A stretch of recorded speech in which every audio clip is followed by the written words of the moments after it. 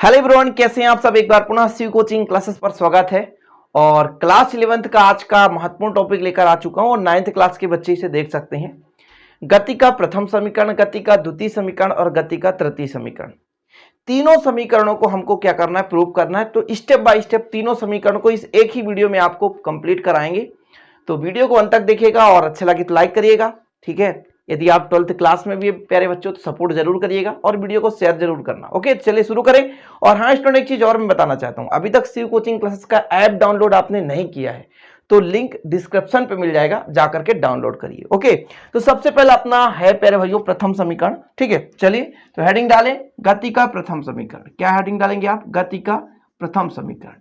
पूरा लिखाना भी है प्रथम समीकरण, पूरा माना लिख कर चलेंगे। बिल्कुल आप मत सोचना कि सर केवल मेन चीजें, बहुत सारे वीडियो आप देखेंगे कि बिल्कुल मेन चीजें समझा दी जाती है। आपको एग्जाम में कैसे लिखना वो चीज भी मैं बताऊं, ठीक। बेसिक शुरू करें। चलिए हम मान के चलते हैं स्टूडेंट, कोई वस्तु है, पहले सपोज दैट मान के चलते हैं कोई वस्तु है। ये वस्तु स्टूडेंट पथ पर गतिमान है, पथ पर गतिमान है। ये वस्तु है, इस पे पहिया लगा हुआ है, समझ के चलते हैं, ठीक है। मान लो ऐसा कुछ है ना, चलो ठीक है। कोई वाहन है, ये वस्तु है स्टूडेंट पथ पर गतिमान है। हम ही दौड़ रहे हैं, साइकिल ही चल रहा है, मोटरसाइकिल चल रहा है, बस चल रहा है, कार चल रहा है, कुछ भी, सपोज दैट XYZ कुछ भी ले सकते हैं। तो माना ये वस्तु है, प्रारंभिक स्थिति पे तो टाइम कितना है? 0। प्रारंभिक स्थिति पर इसका टाइम कितना मान के चलेंगे? 0। और इसका वेग स्टूडेंट प्रारंभिक स्थिति पर वेग इसका मान के चल देंगे V0। 0 क्यों डिनोट करते हैं? कुछ लोग बच्चे सर V0, अरे नॉट यहां नहीं पढ़ना है, V0। 0 टाइम पर हमें तो यहां पर स्थिर है, हमारा गति स्टार्ट नहीं है, मतलब टाइम 0 है। तो ये वस्तु अभी बिल्कुल खड़ा है, तो इसका वेग हम मान के चलते हैं V0। जैसे जैसे स्टूडेंट ये गतिमान होगा तो हम मान के चलते हैं कुछ देर बाद समय कितना हो गया T, 5 second, 10 second, 5 minute, 10 minute, 5 घंटे, 10 घंटे। तो वेग कुछ ना कुछ बदलेगा। तो यहां पर जब ये वस्तु पहुंचा, यहां पर जब वस्तु पहुंचा स्टूडेंट, तो इसका वेग हो गया V। अब वेग में परिवर्तन की दर को त्वरण कहते हैं। तो हम मान के चलते हैं यहां से जब ये गति किया तो इसके वेग में परिवर्तन हुआ त्वरण। तो हम मान के चलते हैं कि कोई वस्तु एक समान गति से गतिमान है जिसका प्रारंभिक वेग V0 है और T समय पश्चात उसका वेग V हो जाता है और वस्तु के त्वरण में जो परिवर्तन हो रहा है स्मॉल a। इतना क्लियर? चीजें समझ गए? माना लिखेंगे स्टूडेंट, इसको अपन क्लियर करते हैं थोड़ा सा। यहां पे सबसे पहले अपन यहां पर क्या करें, माना लिखते हैं कि माना कोई वस्तु, माना कोई वस्तु, माना कोई वस्तु प्रारंभिक वेग V से गतिमान है, V0 से गतिमान है, ठीक है। माना कोई वस्तु प्रारंभिक वेग V0 से गतिमान है। T समय पश्चात, कितना समय पश्चात? T समय पश्चात, T समय पश्चात वस्तु का वेग कितना हो जाता है स्टूडेंट? V हो जाता है, V हो जाता है। इतना लिख सकते हैं कि माना कोई वस्तु है, प्रारंभिक वेग V0 से गतिमान है और T समय पश्चात उसका वेग V हो जाता है। वस्तु का त्वरण कितना है? Small a। तब जी हां, क्या करना है? तब वेग में परिवर्तन की दर को क्या कहते हैं स्टूडेंट? त्वरण। त्वरण आप लिखोगे वेग में परिवर्तन की दर। दर का मतलब समय के साथ, यानी समयांतराल। क्या? समयांतराल। कुछ समझे? वेग में परिवर्तन की दर को त्वरण कहते हैं। दर कब होता है? समय के साथ परिवर्तन। चीजें समझ रहे हैं ना? दर कब होता है? समय के साथ परिवर्तन। फिर से समझे, दर कब होता है? समय के साथ परिवर्तन। तो समय अंतराल लिख दिया। त्वरण को किससे दर्शाते हैं? स्मॉल a से। वेग में परिवर्तन, अंतिम वेग कितना है? V और प्रारंभिक वेग V0। समय अंतराल, अंतिम टाइम T हमने माना था T और प्रारंभिक समय कितना हमने बताया था? 0। जब इसको स्टूडेंट हल करेंगे तो V minus V0 upon T, इसको पक्षांतर कर दें तो कितना हो जाएगा? AT और V माइनस V0 के यदि पक्षांतर कर दें तो इधर आके प्लस हो जाएगा AT बराबर V। जी हाँ स्टूडेंट, यही आपका आंसर आ गया, V बराबर V0 प्लस AT। ये आपका प्रथम समीकरण कंप्लीट। देख सकते हैं सिंपल है। ये प्रथम समीकरण कंप्लीट और पहला समीकरण आपका हो चुका कंप्लीट। तो हमने क्या क्या किया फिर से समझे। त्वरण बराबर होता है वेग में परिवर्तन बटे समय अंतराल। वेग में परिवर्तन अंतिम वेग माइनस प्रारंभिक वेग, और समय अंतराल यानी अंतिम समय माइनस प्रारंभिक समय। हमने कर दिया v माइनस v नॉट या v0 अपान t माइनस t0। फिर स्टूडेंट जीरो का कोई अस्तित्व तो नहीं, जीरो का हटा दिया। फिर ये नीचे था, भाग में था, पक्षांतर हुआ तो कहां जाएगा, गुणा में जाएगा, तो 80 हो गया। अच्छा फिर हमारा बच्चा ये सेम उतार दिया हमने, v0 माइनस में था इसको प्लस में कर दिया, तो v बराबर कितना आ गया, v बराबर v0 प्लस 80। तो v बराबर v0 प्लस 80 वही तो कर दिया। यही गति का प्रथम समीकरण, यही गति का प्रथम समीकरण है, यही गति का प्रथम समीकरण है। तो उम्मीद करते हैं प्यारे बच्चों पहला समीकरण आप तो सिंपल तरीके से समझ गए होंगे, स्क्रीनशॉट आप ले सकते हैं। तो पहला समीकरण आपने कर ही लिया स्टूडेंट। अब बात कर लेते हैं दूसरा समीकरण। अब गति का हेडिंग डालेंगे आप द्वितीय समीकरण, यानी दूसरा समीकरण चर्चा करेंगे। ये गति का दूसरा समीकरण, ठीक है ना। यहां पर आपको द्वितीय समीकरण देखने को मिलेगा। देखिए माना वही चीज है यार, कोई वस्तु गतिमान है तो प्रारंभिक वेग v0, t समय पश्चात उसका वेग कितना v, वस्तु का त्वरण कितना स्मॉल a। केवल विस्थापन के लिए द्वितीय समीकरण निकाला जाता है। तो यहां पर थोड़ा सा आपको लिखना पड़ेगा कि वस्तु का विस्थापन तथा वस्तु का विस्थापन कितना मान लें, विस्थापन s मान के चलते हैं। वस्तु का विस्थापन t समय पश्चात यदि यहां से कार चलना शुरू किया तो यहां तक पहुंच गया, तो यहां से यहां तक डिस्टेंस स्टूडेंट उसका विस्थापन कह लिया। ओके, एक बिंदु से दूसरे बिंदु के बीच की दूरी, डायरेक्शन सेम है इसलिए विस्थापन। दूरी तो मान लो पथ की लंबाई को दूरी कहते हैं, लेकिन डायरेक्शन सेम हो, एक ही दिशा पे जा रहा है, मतलब स्टूडेंट एक सदिश है, तो वो विस्थापन कहलाया।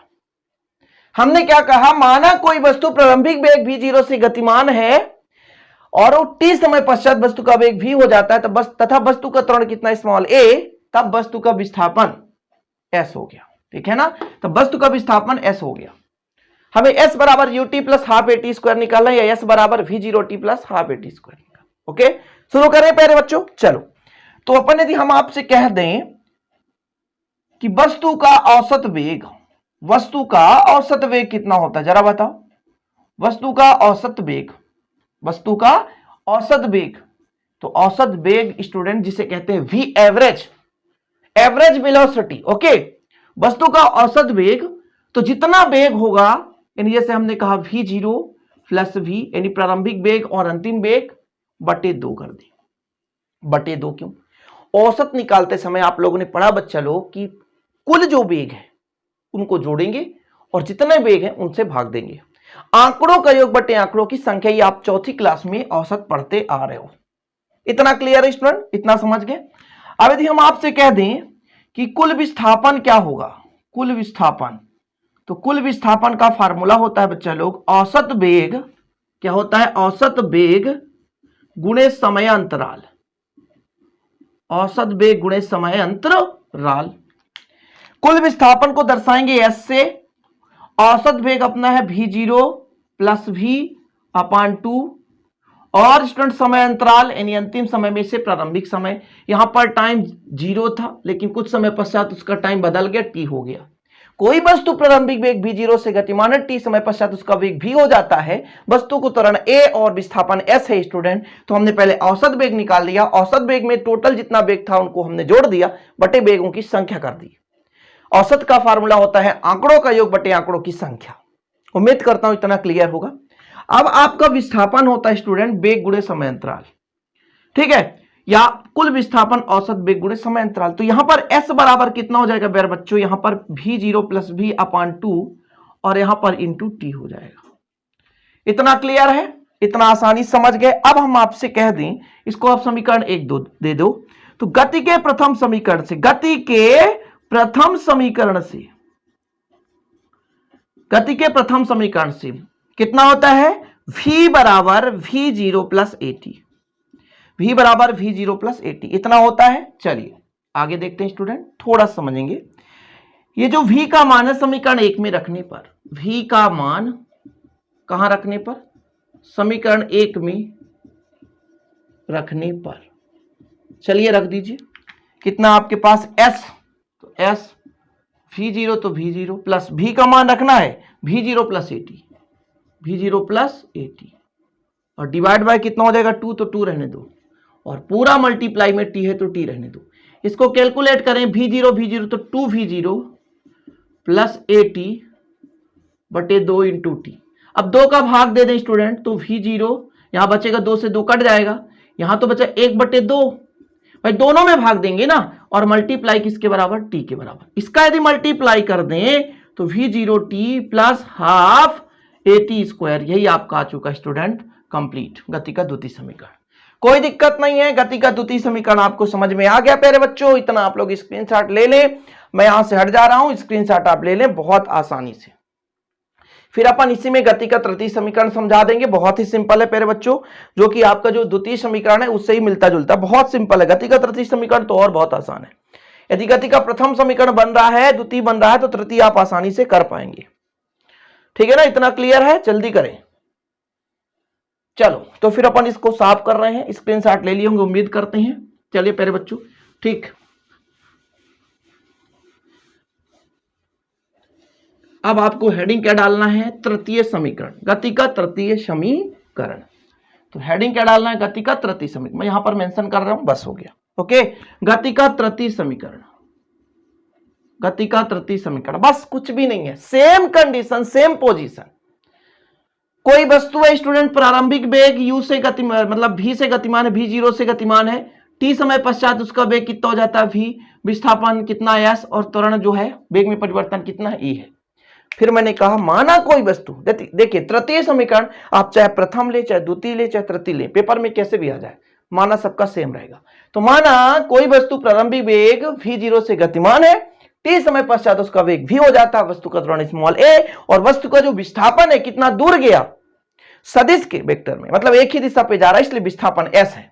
तब वस्तु का औसत वेग क्या होता है, आंकड़ों का योग बटे आंकड़ों की संख्या। चूंकि यहां दो वेग है, एक प्रारंभिक वेग और एक अंतिम वेग, तो उनको हमने जोड़ दिया और दो आंकड़े हैं इसलिए दो का भाग दे दिया। ये हमारा आ गया औसत वेग। आंकड़ों का योग बटे आंकड़ों की संख्या औसत वेग कहलाती है। चीजें समझेंगे, बहुत सिंपल है, आंकड़ों का योग बटे आंकड़ों की संख्या। बिल्कुल। अब मैं आपसे कहूं, सॉरी स्टूडेंट थोड़ा सा, चलिए यहां पर आपसे मैं कहूं कि कुल विस्थापन बताओ, विस्थापन का वही फार्मूला लगा रहा हूं, कुल विस्थापन, तो आप कहेंगे औसत वेग, सेम अभी लगाया था प्यारे भैया, औसत वेग गुणे समय अंतराल, क्या समय अंतराल। ओके, औसत वेग कितना है भैया, v0 प्लस v बटे 2, और समय अंतराल कितना हो जाएगा, t माइनस t0। अंतिम समय में प्रारंभिक समय, अब कहूं जीरो से कहां से आ गया, जब वस्तु प्रारंभिक स्थिति पर होता है तो समय जीरो होता है, यदि गति करने ही वाला होता है, गति नहीं कर रहा है, तो जीरो समय पे। तो s बराबर कितना हो गया, v0 प्लस v बटे 2 गुणे t हो जाएगा। अब आप लेकर चलेंगे इसको, समीकरण 1 दे दे, अब लेकर चलेंगे गति के प्रथम समीकरण से, गति के प्रथम समीकरण से, गति के प्रथम समीकरण से क्या है भैया, v बराबर v0 प्लस AT। कोई दिक्कत इतना नहीं होना चाहिए, v बराबर v0 प्लस AT। फिर बच्चों यहां से पक्षांतर कर दें इसको, तो ये प्लस में इधर आएगा तो माइनस हो जाएगा, प्लस में था माइनस में हो गया, अब एक गुणा में इधर भाग में हो जाएगा, तो t इक्वल आपके पास मिलने वाला है v minus v0 upon a। ये किसका मान आया, t का मान आया। t का मान कहां रख दे, समीकरण 1 में रख दो भैया, t का मान कहां रखने पर, समीकरण 1 में रखने पर, चलो रखो समीकरण 1 में रखो। s बराबर कितना आ रहा बच्चों, s बराबर तो v0 प्लस v बटे 2, और यहां पर कितना है v माइनस v0 बटे a।